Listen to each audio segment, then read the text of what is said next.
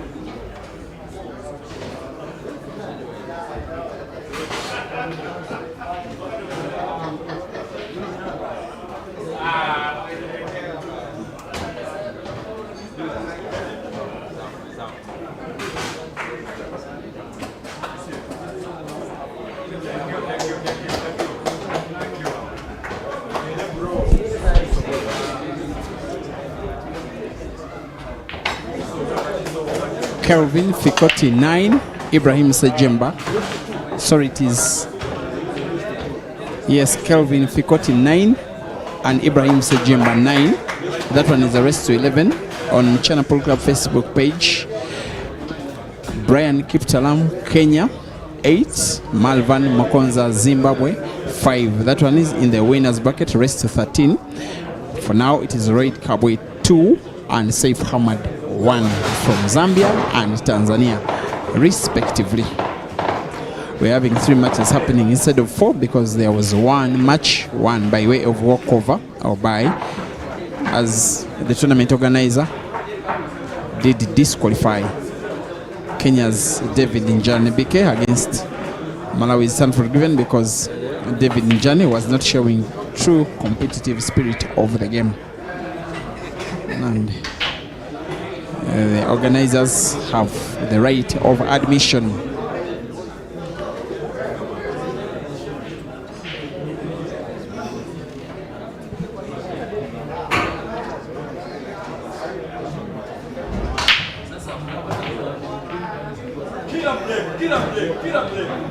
Gerald Toka is not happy with the Seif's dress code. It's the second time that he's dressing like this in a comp. There was a regional comp that he won in Kitale 1 year ago. He was dressing exactly like he is today.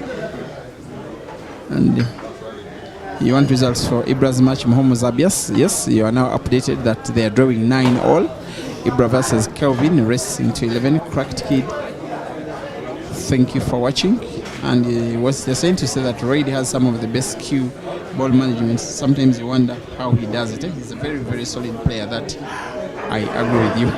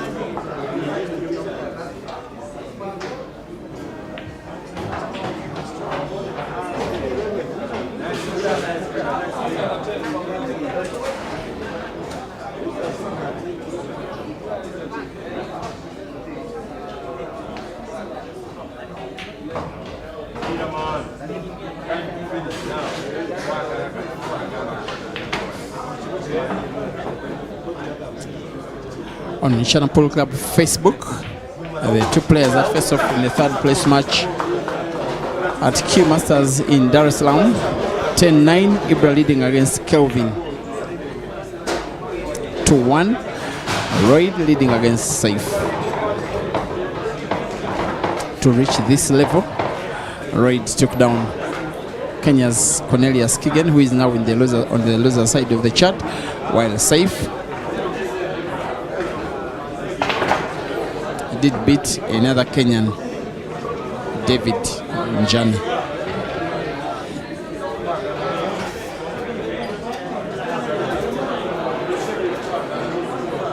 Actually, David Mchana was beaten by Malova.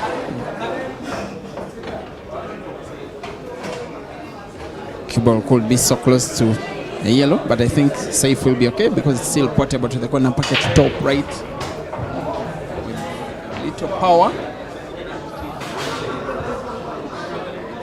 He was 99% accurate, by 1% inaccurate, and by 1% he misses the frame, however giving chance to Roy to win another. The guy who plays with the big tip, it's called, the cue stick is sometimes called the broomstick. Some people call it the back cue. It is the cue which devastated the whole continent exactly 5 days ago. This Monday this week, when he won the Q Masters International Championship in Dar es Salaam. By this time he was playing semi-final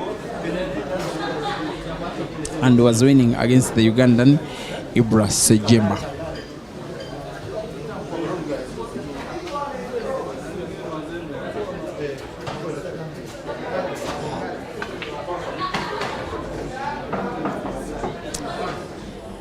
And this kind of queuing is what made him Q Masters champion. Needs to play one more big shot, maybe two more.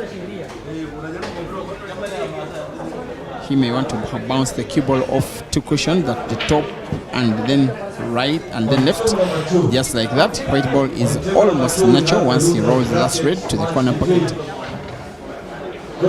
Bottom left, white is a little bit natural for black. to the center pocket now on the left. Bounces it off 2-3 cushions and still maintains perfect position for white versus black, for red to extend his lead by 2 frames. Now it is red 3 and Seif Hamad 1. On table number 1. Table number 1. On table number 1, we have Lotto and Maluva tying at 8-8. Lotto and Maluva 8-8.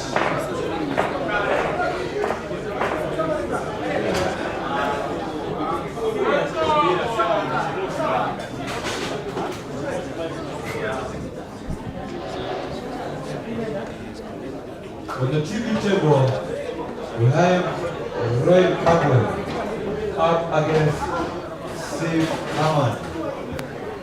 Kabwe 3. Can't believe that now Malvan Mokoza has won 3 frames in a row, coming from 5 frames to 8 down. That one's now drawing 8 all. We have Fikoti taking on. And then the Ugandan Ibrahim, The losers who will win a frame that will give him a first victory against Kelvin in 4.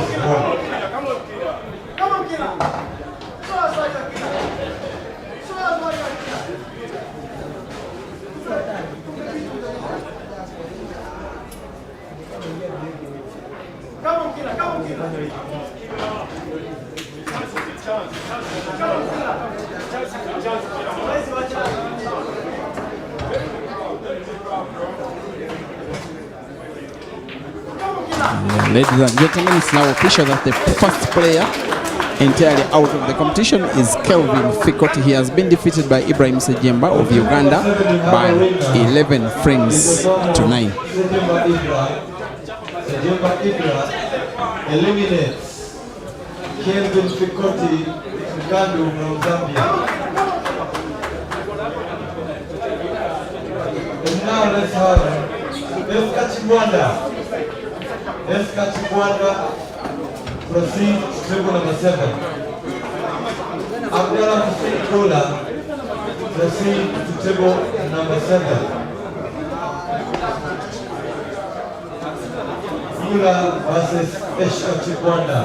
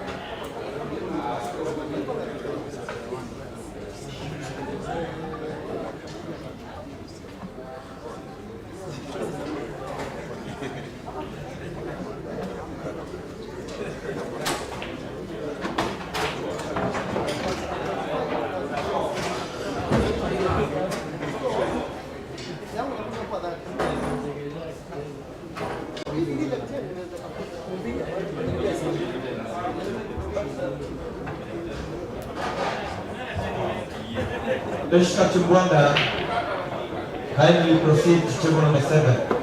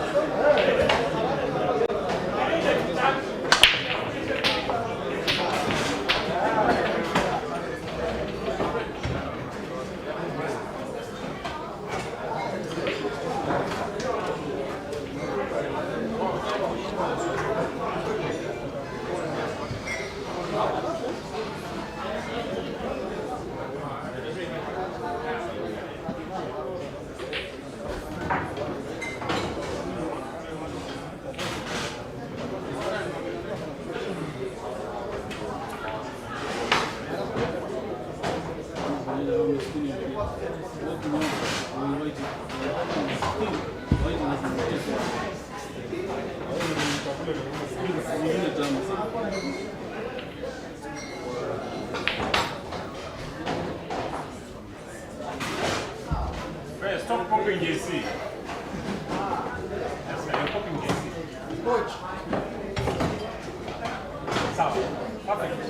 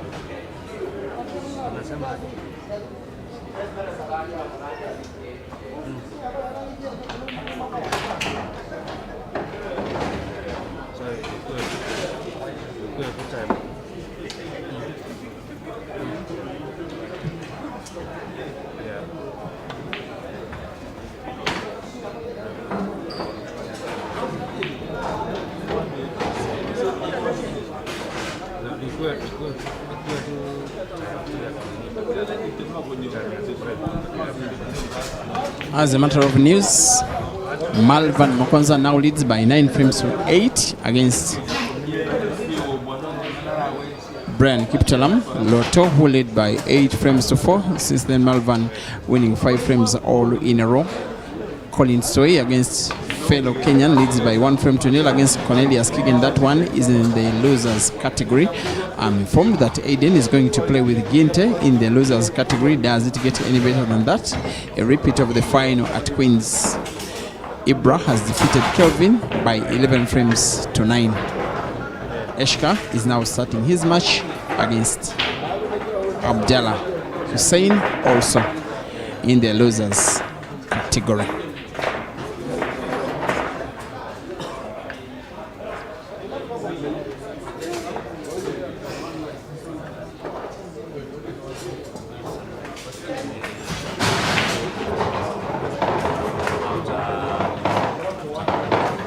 It is now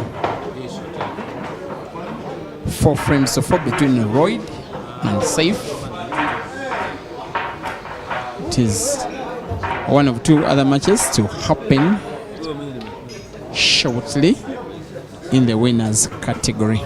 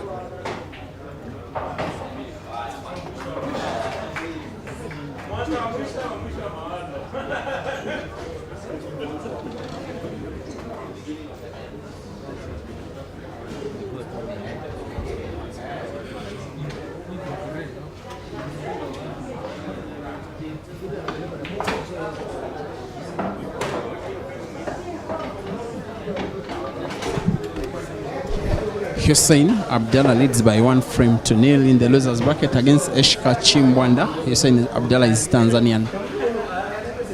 In an all-Kenyan clash in the round of last 8 in the losers category, Cornelius Keegan leads by 2-1 against Collins Tuwei.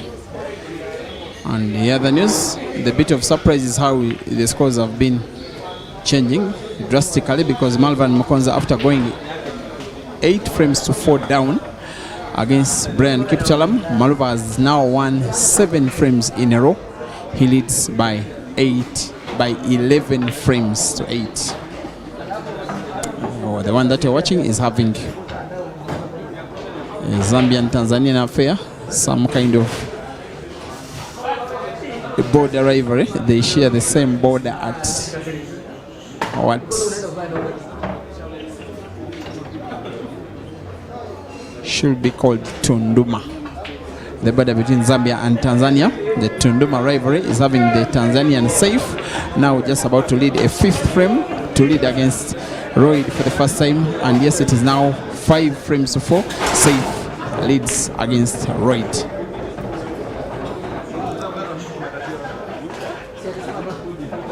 While I'm not looking at the fixture, it's on Q score.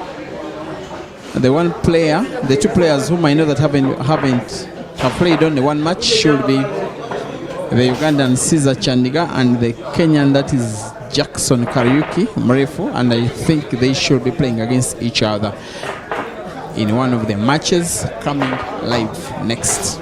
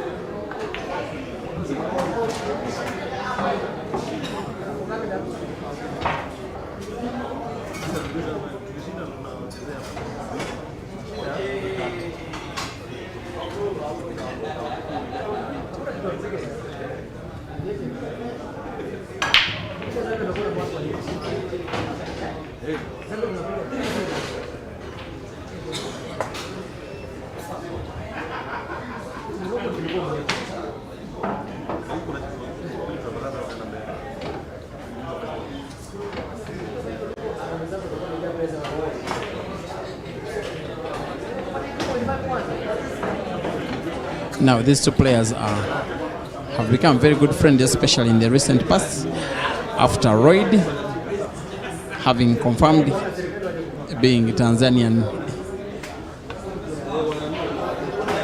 in terms of residence. He's a resident of Tanzania now, based in Dar es Salaam at Q Masters, and he's a member of the Q Masters team, teammates now with his current opponent Seif Hamad.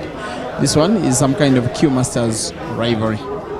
I want to think that they train together so many of the times, and Seif did celebrate fondly when Royd won the Q Masters Carnival Monday earlier this week. With the kind of cue ball he's having, Royd now could start with either of the two balls, one to the center pocket on the right or one corner pocket bottom left.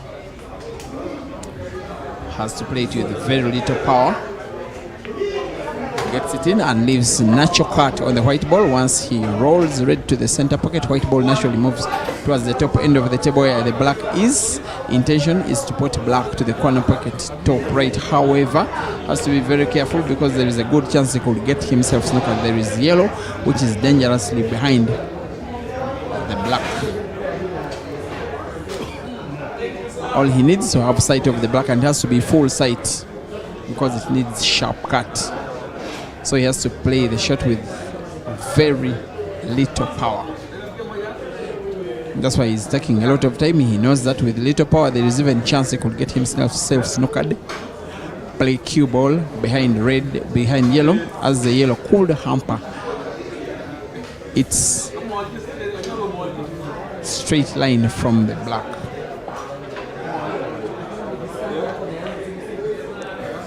And in trying to do that, it was always tricky, not as easy as the shot was looking. You're finding Royd missing the ball, even though he had potted, he had gotten himself snookered with only little sight of the black, not being able to pot it.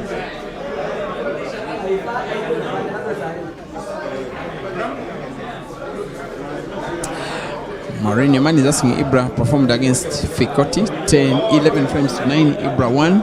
Fikoti is the first player out of the competition entirely.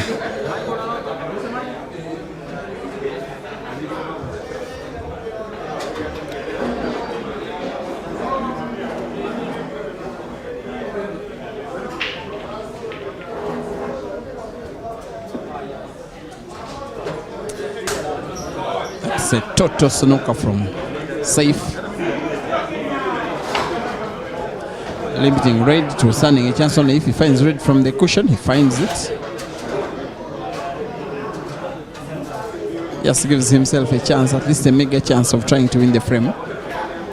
But still heavily poised in favor of Seif, who will very easily be winning the frame, most likely, and leading by 2.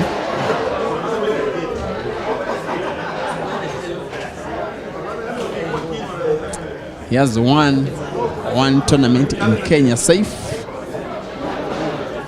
That was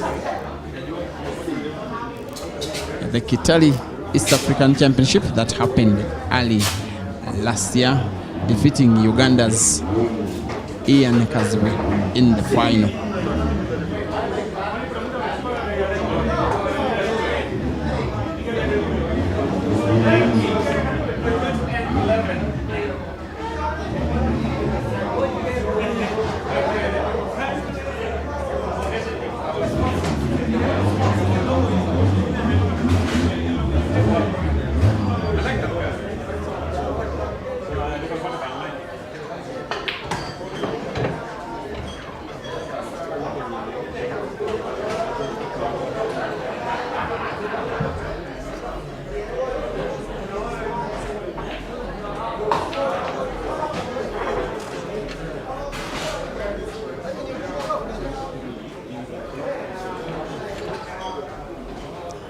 Right, snookered. A frame that Seif is taking all this time simply to make sure that he gets chance of a free shot. By the way, it is now off the cushion. Raid, who is now snookering all of 5 yellows that Seif has.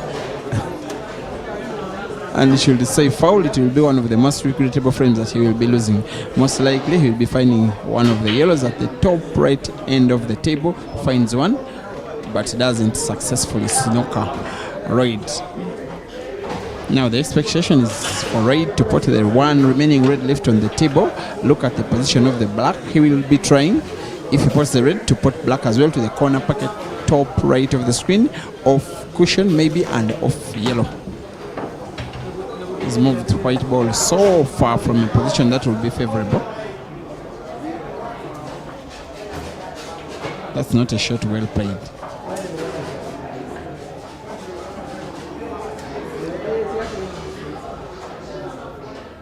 Seemingly contemplating a sharp cut of the black on the left to try and put it to the center pocket where he's standing right now. That's the shot he's trying to play. Very good shooting from Royd Kabwe. In the end of the day, no better way to recover.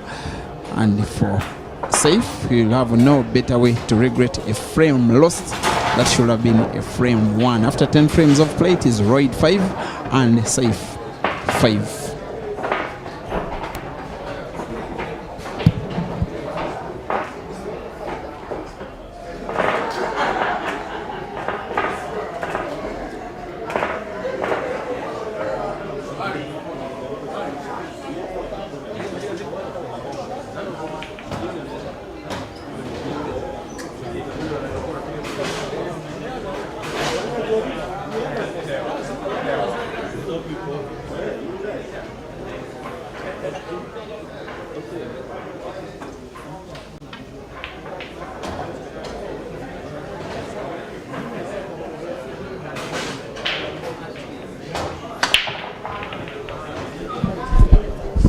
By 3 frames to 1,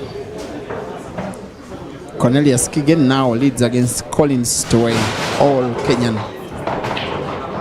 match.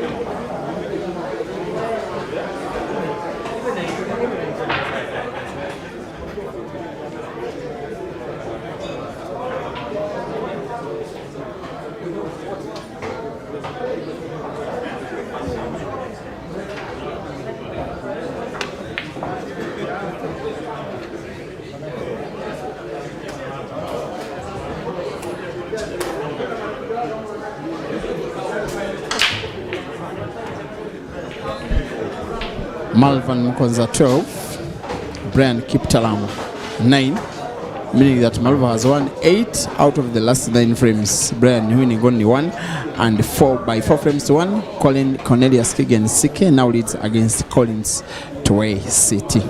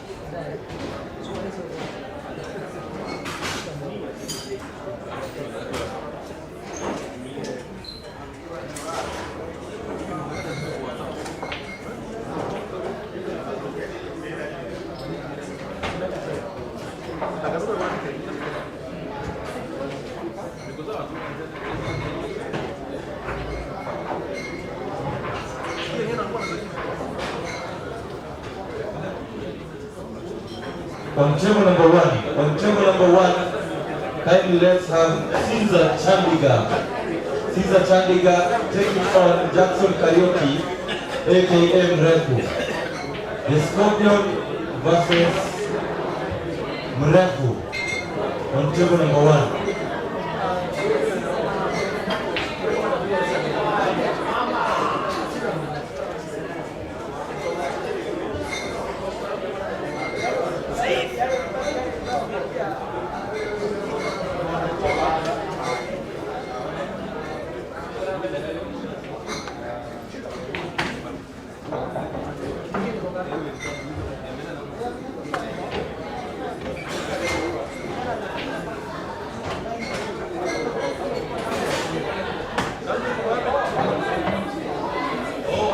Mchana.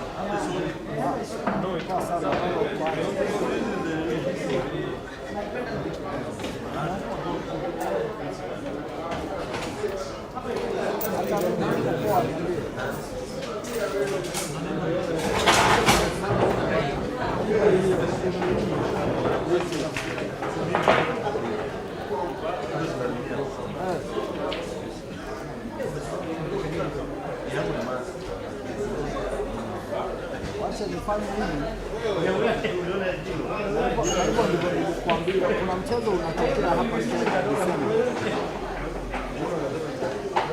Utakapotoa maelekezo kamili nitakutumia ili uweze kuregister timu yako hapa.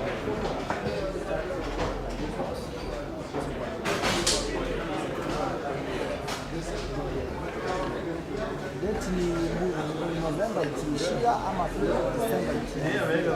Wiki ya kwanza ya Desemba ama wanasema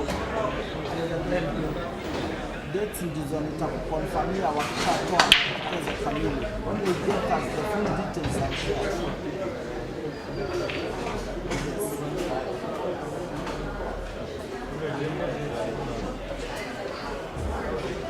Yes.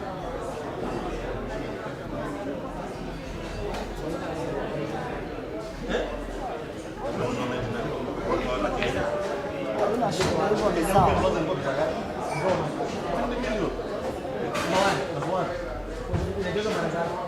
Sasa usiwezi sahau utakupa.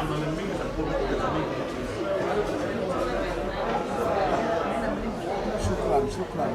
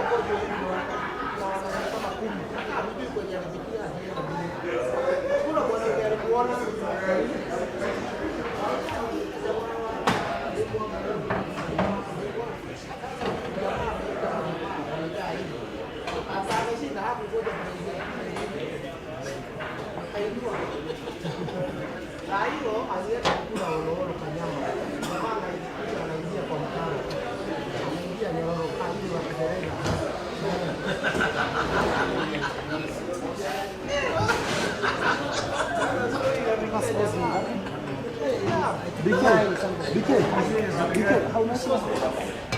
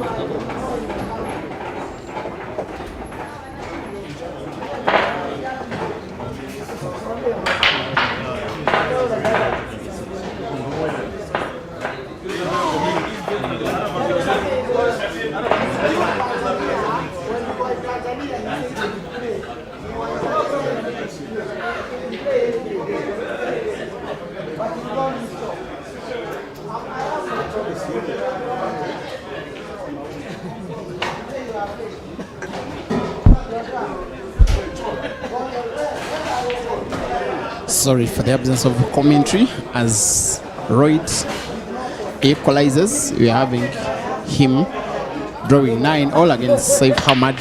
One of these players will be dropping out of the winners bracket. The other will be taking one of his lives to the semi-finals, and with 2 lives intact, depending on who of them will be the first to fall. It is a race to 13, with them tying now 9-all. The match will be won by whoever of them is the first to fall. 9-all between Royd and Seif. On Mchana Pool Club Facebook, we have Abdallah Hussein leading by 7 frames to 3 against Eshka Chimbwanda. Eshka, the guy that won at Timbuktu in the same country, could be the second player after Kelvin to drop out of the competition entirely. Break and Finish Live YouTube has the match between the Kenyan Jackson Kariuki taking on Uganda's Caesar Chandiga. I'll be getting for you the scores of that one. We can also remind you of a very big comeback that did happen and having been made by Malvan Mokonza of Zimbabwe. Malva winning 9 of the last 10 frames as he won against Brian Kiptalam by 13 frames to 9, coming back from 8 frames to 4 down. Frame 19 could very easily now be having Royd winning if he can perfect one big shot, just one. I'm not so certain which ball he can pot easily, actually none. Maybe the yellow ball is looking at, which is near the center pocket on the right. I don't know how he could pot it, maybe to the corner pocket bottom right. Maybe sharp cut of the same ball to that same center pocket where it is close. Has to be wary. If he misses, he probably loses the frame. If he pots it, he probably wins the frame. It's about to risk assessment here. He's not, I have to say, as sharp as he was at Q Masters, but unless he has been very sharp, he almost lost the frame. That was so close. Maybe if he wins this match, he will look upon that moment where he got so close to sinking the black in prematurely. Not yet in the kind of position he would have wanted.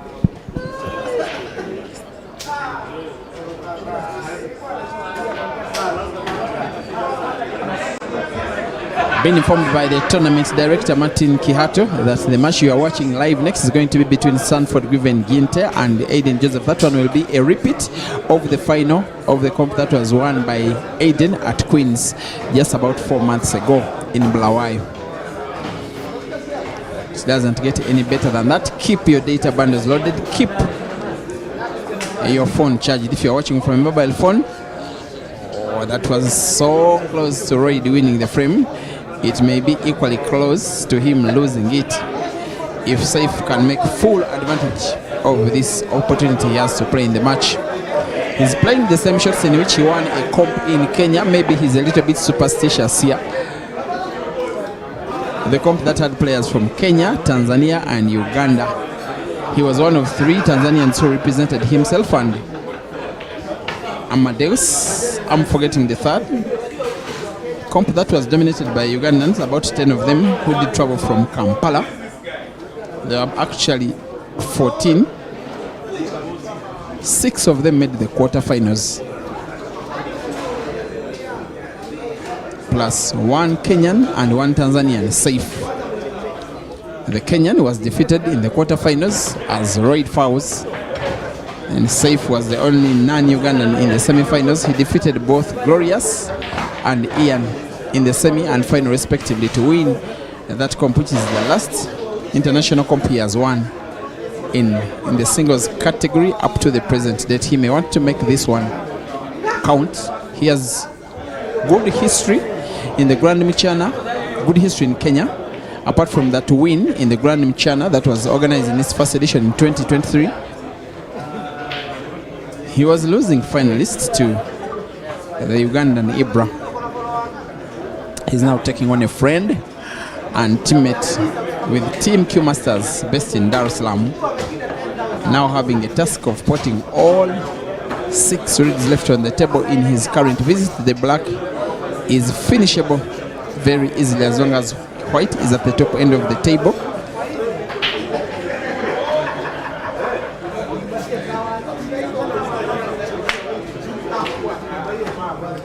and also playing comfortably enough. The comfort coming from the position of his opponent's yellow.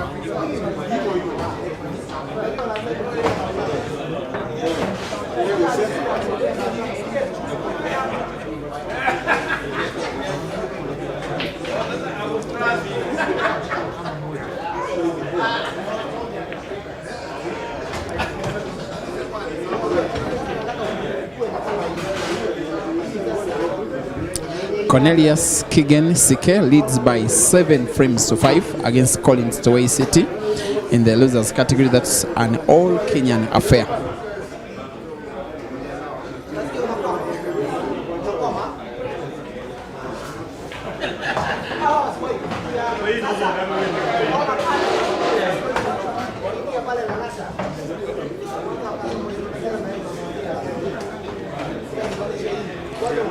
The Ugandan Caesar Chandiga is having his match against Jackson Kariuki Mrefu. In that one, the two are drawing 3-all, racing to 13 in the winners category.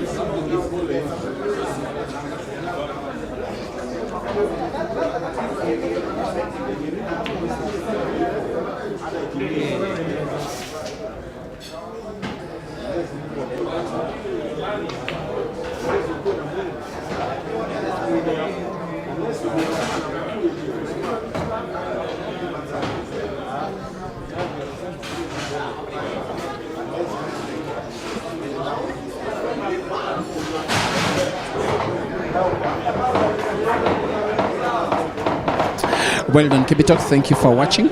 Matured young man. You are uploading Lloyd's break as one of the best.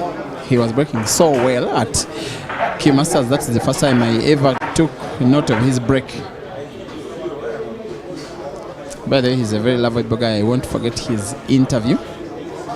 The human aspect of him, also so humble, and yet he's already a big star in the game, most especially in Zambia. He will foul in frame number 19 and will now most likely be losing the frame. I'm thinking that he's not the player Lloyd would be willing to lose to. If there was any, you don't want to lose to your teammate, most especially when you were imported as a semi-professional player from neighboring country, and then the guy you found already at the club gets to beat you in a competition.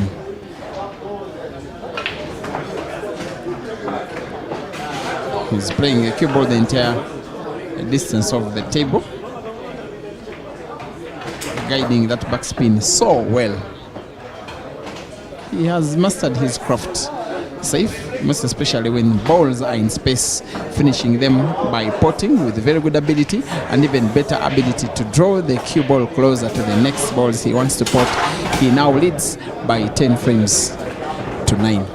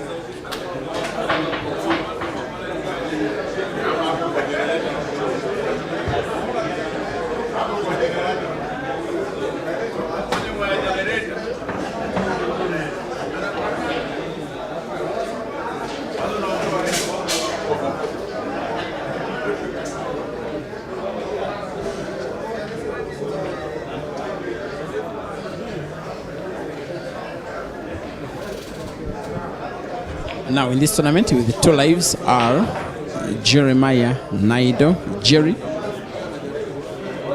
These 2, and yet one of them will be dropping one of these with their lives in the next maybe 15, 20, 30 minutes of this match.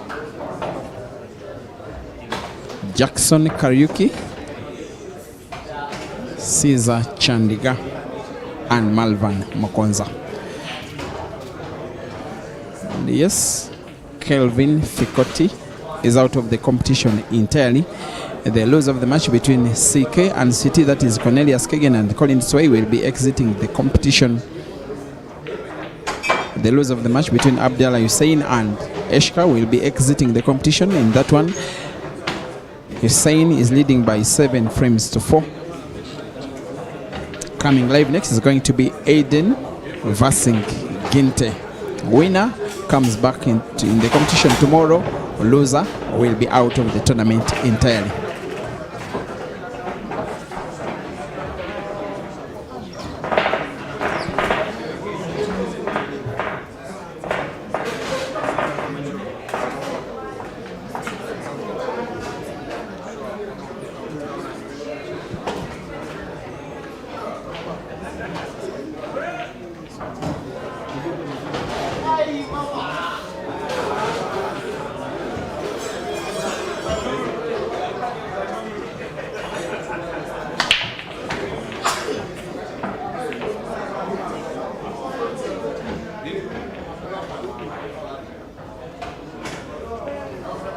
Being updated that Abdallah Hussein instead leads against Eshka by 9 frames to 5. He needs to, because it's a race to 11, he needs to progress to the second round in the losers category. The final shall be played between the winner of the winner's side and the winner of the loser's side, but the winner of the winner's side shall have to be beaten twice in the final, because that's what double elimination is all about.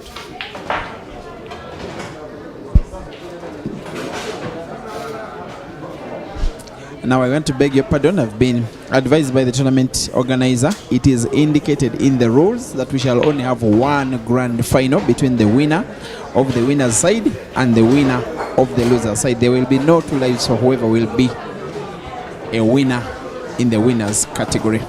That one should be made clear right from the start.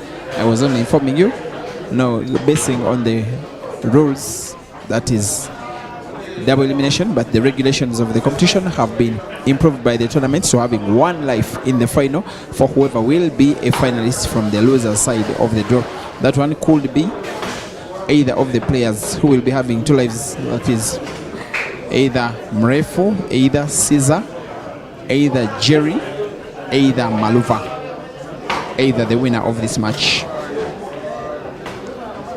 who could increasingly starts to look like Seif, especially if he can win this ongoing frame and make it 12. It will start to look very unlikely that Royd will be winning 4 frames in a row.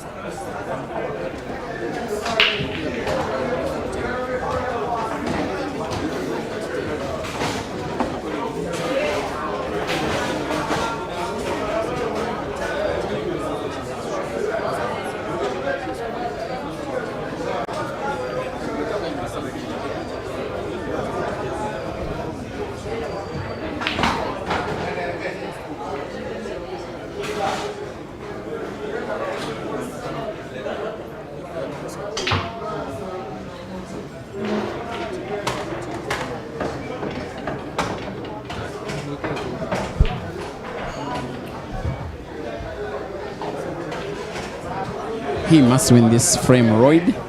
If he doesn't, well, he'll be playing one more frame, maybe 4 more others. It will be more realistic if he doesn't win this ongoing one, that a place in the loser side of the draw is way more likely than a place in the winner side.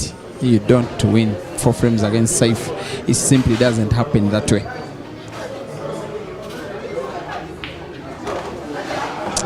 I can now say he's on the verge of pulling 1 frame back. He needs the confidence. I have to say again that he's not looking as sharp as he was at Q Masters. But no shadow of a doubt, he is a very, very, very solid player. Also playing using a very solid Q stick with the biggest tip on the continent of all the players that play pool at this kind of level. He moves with it everywhere around the place. He also uses it for training.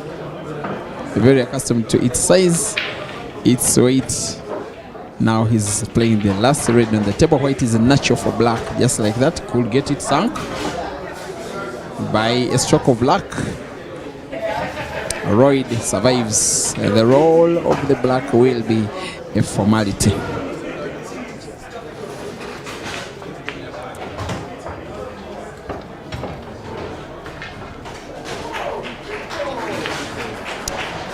He pulls 1 back, Royd 10 and Seif 11.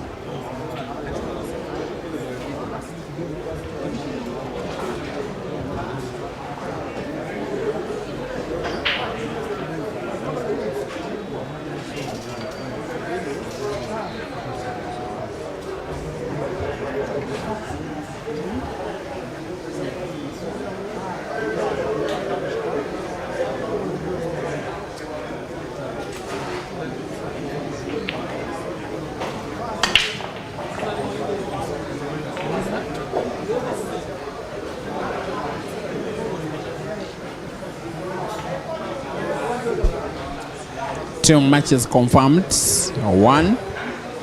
Both now in the loser side and both pretty good games.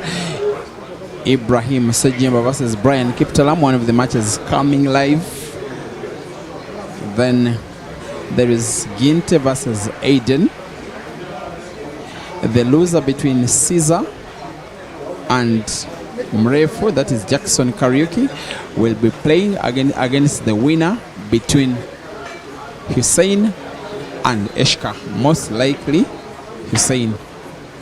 So those are some of the matches coming next. They will be played all at the same time. We are having 4 tables and 4 live streams. This is the main stream here, the official streaming platform, Mchana Pool Club, having all the main games, also having the final.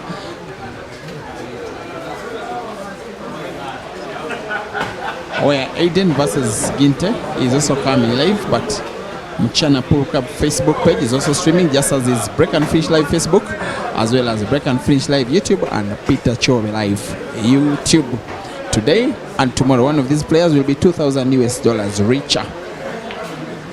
But if you are to have to stand a chance as good, you really need to go as far as you possibly can with 2 lives. That is why Royd is playing with all his energy, heart, mind and soul to win this frame, make it an equalizer, have the match be now an official race to 2 if you can use this as an equalizing frame.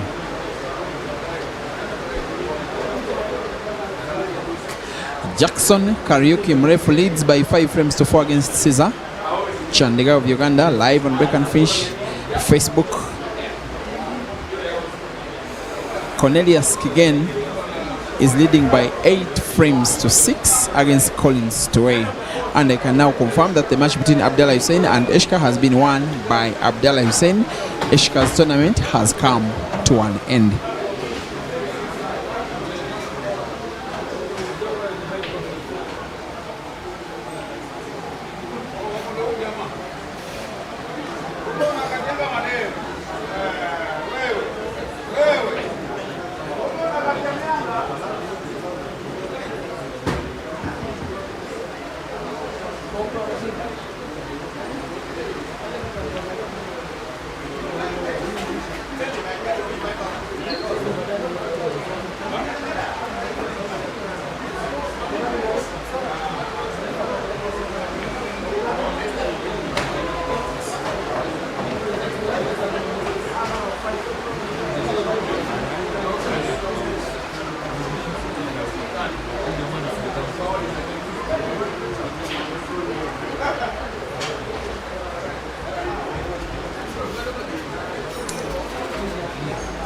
He seems not to have full sight of the last yellow. Royd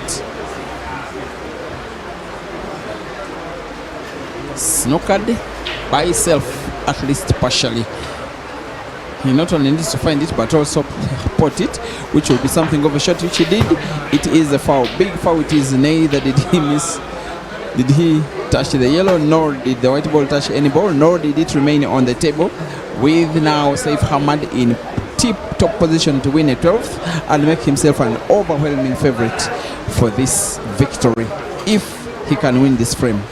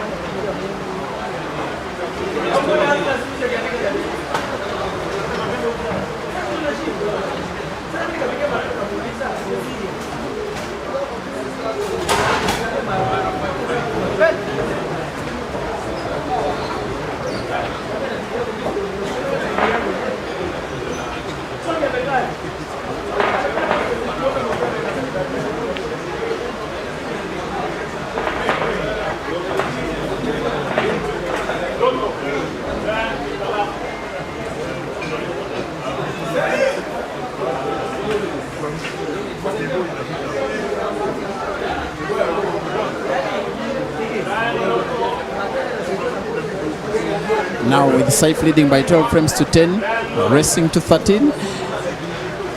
Royd's first life is hanging in a balance. The second life looms.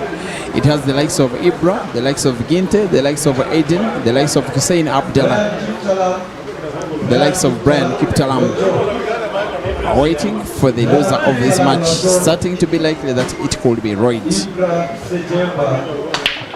Report table number 7. Lotto and Ibra, kindly report to table number 7. If he doesn't win this frame, Royd, Lotto versus Ibra. a drop to the second life. 5-4, Jackson Kariku still leads against Caesar Chandiga. And who says that a shock is not possible? A shock could also come in the form of Royd queuing white ball to the effect that Seif, who should have been the less fancied player in this match, and with due respect to him, he could be winning this match now in the next 1 minute or so. He has one clearance to make for him to make the round of last 4 in the winners category. If he did, he would need to win one more match for him to take himself into the top 4 overall. The next matches will be the last. Mchana Pool Club Facebook is about to stream the match between Ibra the Ugandan and Brian Kiptalam the Kenyan. In that one, the winner progresses in the losers category. The loser progresses home. Whilst tomorrow we shall most probably be using 2 tables less. The 2 tables which will be enough for the semi-finals of the winners category, and it will be about 4 or 5 players, if not 6, in the losers side of the draw. A few races to 13, a few races to 11, and there we shall have someone taking $2,000 US, and the next 5 sharing $4,000 US. In this competition, fully sponsored. Very few times do we have fully sponsored comps. In fact, I think it is the only fully sponsored comp. The ATA Super 8 or 16-man comp was fully sponsored in a way, but this one is even more sponsored to the effect that yes, no registration fees, air travel for players who are traveling from Kenya, fully paid accommodation and top class accommodation for all players including Kenyans and non-Kenyans, free meals, and a very quality stream which the fans are watching for free. Kenya is slowly but steadily becoming the home of the game on the African continent.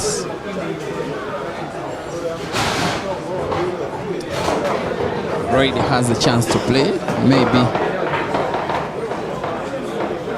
A chance, they say, is a chance.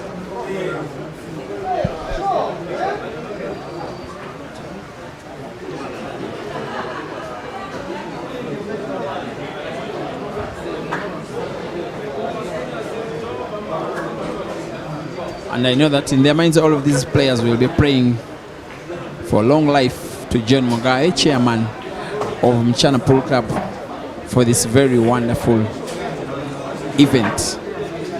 Everybody feels like a winner, even when you don't take home the money, you haven't invested a coin, and you take the lessons.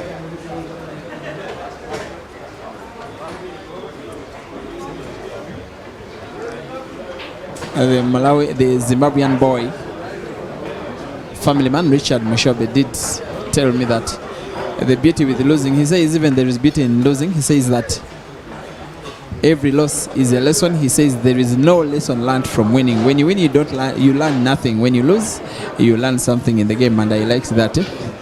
Maybe some kind of consolation for losing, but it's the truth. What can Royd do here? If he's to go for the frame with one visitor of the table, he must play the cue ball at the top end of the table, maybe bouncing it off two cushions and with a big spin off the cushion. Just like that, it was always going to be very hard to be on target with that kind of movement of the cue ball. Maybe that could have been his last shot in his first life.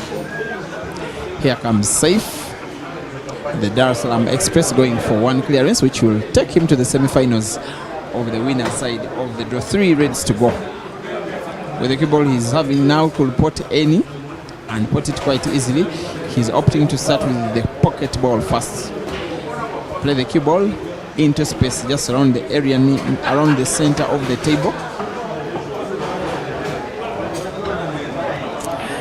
He can mean to be so good when he has his balls in space like this. He will play the cue ball with pinpoint accuracy. You can even have a straight line between white, red and corner pocket at the bottom left of the table, and will be playing stop effect on the cue ball. Just hit it, cue ball remains where the red is, just like that. The rest is a formality. The Dar es Salaam Express, the Tanzanian player with the best record in Kenya, takes down his friend and teammate in the Q Masters battle.